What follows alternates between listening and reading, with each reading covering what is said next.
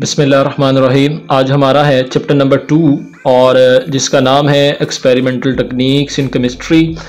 तो ये चैप्टर जो है हमें एनालिटिकल केमिस्ट्री में हेल्पफुल होता है और जितनी हमारी एक्सपेरिमेंटल टेक्निक्स होती हैं उसमें हम इस चैप्टर के हवाले से मदद लेते हैं।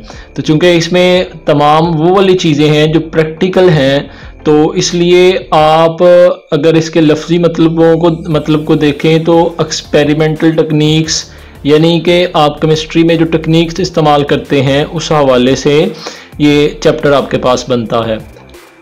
अब इस चैप्टर में देखा जाए तो आपको जो है इस चैप्टर से लॉन्ग क्वेश्चन कोई नहीं आता, सिर्फ़ और सिर्फ आपको इसमें से जो है शॉर्ट क्वेश्चंस और MCQs आएंगे।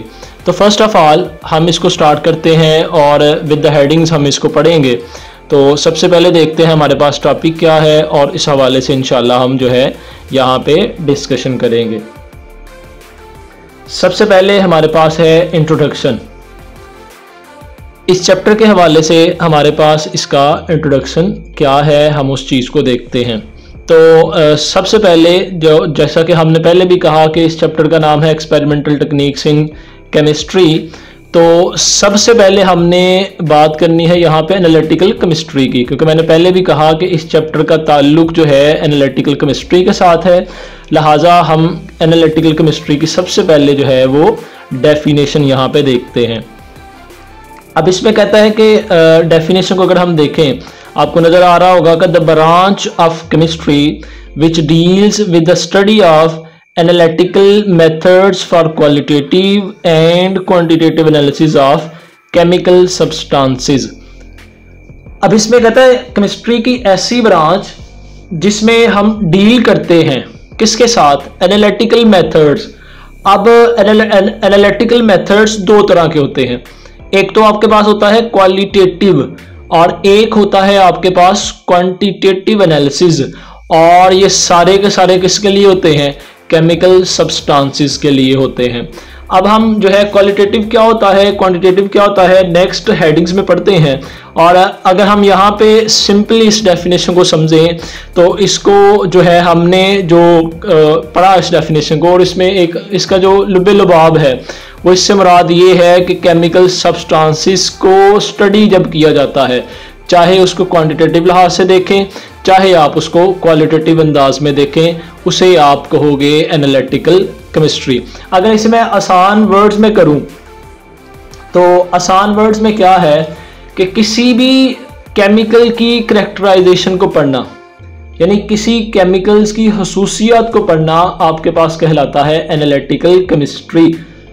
अब इसमें एनालिटिकल केमिस्ट्री में हमने क्वालिटेटिव और क्वांटिटेटिव एनालिसिस की बात की, जिसको हम नेक्स्ट हेडिंग्स में एक्सप्लेन करने जा रहे हैं। तो सबसे पहले कहते हैं टाइप ऑफ केमिकल करैक्टराइजेशन। अब जो करैक्टराइजेशन है, केमिकल की खसूसियात हैं, वो दो तरह की है। कहता है उस दोनों में क्या है आपके पास, एक तो क्वालिटेटिव है और दूसरा आपके पास क्वांटिटेटिव एनालिसिस होते हैं। जो क्वांटिटेटिव एनालिसिस है उसको हम पढ़ते हैं, जो क्वालिटेटिव एनालिसिस है आप उसको भी पढ़ेंगे, क्योंकि इसकी जो वर्डिंग है क्वालिटेटिव और क्वांटिटेटिव, इंशाल्लाह जब हम इसकी डेफिनेशन पढ़ते हैं तो हमें जो है इसके जो वर्ड्स हैं इसी से इंशाल्लाह हमें अंदाज़ा हो जाएगा और नेक्स्ट हमें याद रखने में भी इसे किसी किस्म का कोई मसला दरपेश नहीं होगा। अब आपके पास आ गया क्वालिटेटिव एनालिसिस और क्वांटिटेटिव एनालिसिस। तो सबसे पहले कहता है ऐसा एनालिसिस का आप लफ्जी तर्जमा समझ लें, किसी भी चीज़ को जो है ऑब्जर्व करना आपके पास क्या कहलाता है, एनालिसिस कहलाता है। अब जो आपके पास एनालिसिस है वो दो तरह के हैं, एक क्वालिटेटिव और एक क्वांटिटेटिव। अगर इनका मैं लफ्जी मतलब बताऊं तो होपफुली आपको डेफिनेशन जुबानी याद हो जाएगी। यानी कहता क्या है, कहता है ऐसा एनालिसिस जिसमें आप क्वालिटी को मेजर करो उसे आप कहते हो क्वालिटेटिव एनालिसिस, और ऐसा एनालिसिस जिसमें आप क्वांटिटी को मेजर करो उसे आप नाम देते हो क्वांटिटेटिव एनालिसिस का। और अगर हम बगौर यहाँ पे डेफिनेशन को देखें तो क्या कहता है, सबसे पहले क्वालिटेटिव एनालिसिस की definition, the analysis in which we measure the quality of any substance is called qualitative analysis. तो बात यहाँ पे क्लियर हो गई कि जिस एनालिसिस में आपने क्वालिटी को मेजर करना है उसमें आप क्या करोगे, उसको नाम क्या दोगे, क्वालिटेटिव एनालिसिस का। और जहाँ पे आपने जिस एनालिसिस में आपने क्वांटिटी को मेजर करना है वहाँ आप उसे नाम दोगे क्वांटिटेटिव एनालिसिस का। तो हमें अब ये याद हो जानी चाहिए, ये वेरी इंपॉर्टेंट जो है डेफिनेशंस हैं, ये पूछी जा सकती हैं। तो क्वालिटेटिव एनालिसिस और क्वांटिटेटिव एनालिसिस। अब रही इनकी कोई एग्जांपल आप डेली लाइफ में देख लें। आप कोई चीज़ खरीदते हैं, सबसे पहले क्या करते हैं, उसकी क्वालिटी को देखते हैं। उस चीज़ को खरीदते वक्त आप क्या करते हो, उसकी क्वालिटी को मेजर करते हो। तो जिस एनालिसिस में आप क्वालिटी को मेजर करो ऐसे को आप कहते हो क्वालिटेटिव एनालिसिस। ये तो मैंने डेली लाइफ के हवाले से हम बात कर रहे हैं। वैसे तो जो केमिकल सब्सटेंस है उसमें आप क्या करते हो, जो है किसी भी केमिकल सब्सटेंस की क्वालिटी को मेजर करते हो। उसके बाद कहते हैं ऐसा एनालिसिस जिसमें आप क्वांटिटी को मेजर करते हो उसे आप नाम देते हो क्वांटिटेटिव एनालिसिस का। और कोई भी चीज़ आप जो डेली लाइफ में खरीदते हैं उसमें आप तादाद गिनते हो, क्या आपने जितनी चीज़ें खरीदी क्या वो सारी की सारी पूरी है, उसको आप कहते हो क्वांटिटेटिव एनालिसिस। तो ये हमारी हो गई दोनों डेफिनेशंस। नेक्स्ट हमारे पास है स्टेप्स ऐसे जो क्वांटिटेटिव एनालिसिस में इन्वॉल्व होते हैं।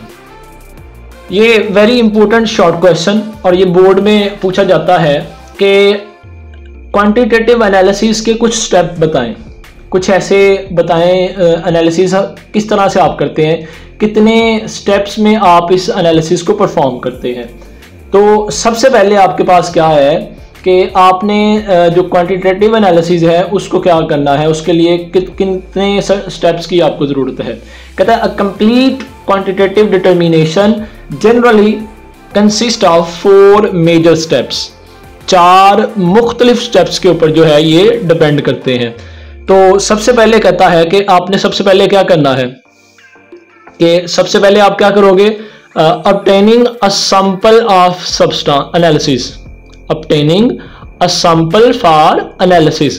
तो आपने जिस चीज़ की क्वांटिटेटिव एनालिसिस निकालनी है, क्वांटिटेटिव एनालिसिस फाइंड करनी है, वो वाला सैंपल जो है वो ऑब्टेन करें, यानी उसे ऑब्टेन करें, यहाँ पे हासिल करें उसको। जितनी भी क्वांटिटी में आपको चाहिए उतना आप उसको रख लें अपने पास। उसके बाद दूसरी चीज़ सेपरेशन ऑफ डिजायर्ड कंस्टिट्यूएंट। आप किस चीज़ को सेपरेट करना चाह रहे हो। देखिए आपके पास एक एग्जांपल है, आप क्वांटिटेटिव एनालिसिस करते हो। क्वांटिटेटिव एनालिसिस क्या है कि आप इस तरह करें कि रेत और पानी को मिला दें, दोनों को मिक्स किया, अब आपके पास वाटर जो है वो प्योर नहीं रहा, और दूसरा आपके पास रेत में जो है वो पानी आपके पास आ गया, रेत भी खुश्क नहीं है। अब आपके पास डिजायर्ड कॉन्स्टिट्यूएंट क्या है, आप किसको सेपरेट करना चाह रहे हो, आप ये चाह रहे हो कि वाटर जो है रेत से जो है वो सेपरेट हो जाए, या जो सैंड है वो वाटर से सेपरेट हो जाए। तो जिस चीज़ को आप डिज़ायर रखते हो, जिस चीज़ को आप सेपरेट करना चाह रहे हो, आप क्या करोगे, उसे वहाँ से फिल्टर करके सेपरेट किया जा सकता है। तो ये आपके पास separation of the desired constituent कहलाएगा। तीसरी चीज़ measurements and calculation of result. आपने जो वाटर रेत से सेपरेट किया, कितना किया, और उसकी क्वालिटी क्या है, क्या वो प्योर है या नहीं है। तो इस हवाले से हम बात करेंगे मेजरमेंट्स एंड कैलकुलेशंस की। आप उसको मेजर करें कि आपने कितने लीटर वाटर जो है वो सेपरेट किया। आप उसके बाद ये भी मेंशन करें क्या वाटर की क्वालिटी पहले वाली रही या चेंज हो गई। ठीक है, ये कैलकुलेशन, और उसके बाद रिजल्ट जो है इस हवाले से आप मेंशन कर दें। Fourth one, drawing conclusions from the analysis. और इस एनालिसिस से आपने जो है कंक्लूजन्स निकाले, जो आप बताना चाह रहे हैं, अपने तजर्बात जो शेयर करना चाह रहे हैं, आप उसको क्या कर दोगे, यहाँ पे लिख दोगे। तो इस हवाले से आप ये भी इसमें मेंशन करोगे। उसके बाद ये शॉर्ट क्वेश्चन आता है, write down the steps involved in a quantitative analysis. तो आपने जनरली जो है सिर्फ और सिर्फ ये 4 स्टेप जो है ये मेंशन करने हैं शॉर्ट क्वेश्चंस के अंदर। उसके बाद लास्ट वन हमारा इसी टॉपिक के हवाले से सेपरेशन टेक्निक्स, के किसी भी चीज़ को सेपरेट करने के जो है वो कितने तरीके हैं। तो चैप्टर नंबर 2 में हमारे पास 5 मेथड हैं। फर्स्ट मेथड आपके पास क्या है, फिल्ट्रेशन। दूसरा मेथड आपके पास क्या है, क्रिस्टलाइजेशन। और थर्ड मेथड आपके पास है सब्लिमेशन। फोर्थ वन आपके पास आ गया सॉल्वेंट एक्सट्रैक्शन। और लास्ट वन आपके पास है क्रोमेटोग्राफी। तो इंशाल्लाह सबको वन बाय वन हम इंशाल्लाह स्टडी करेंगे। तो नेक्स्ट टॉपिक के अंदर जो है हम फिल्ट्रेशन, फिर उसके बाद crystallization, sublimation, solvent extraction, chromatography वगैरह इंशाल्लाह हम यहाँ पे डिस्कस करेंगे। तो ये था हमारा आज का लेक्चर। तो इंशाल्लाह नेक्स्ट लेक्चर के साथ फिर हाजिर होंगे। तब तक के लिए इजाज़त दीजिए। अल्लाह हाफिज़।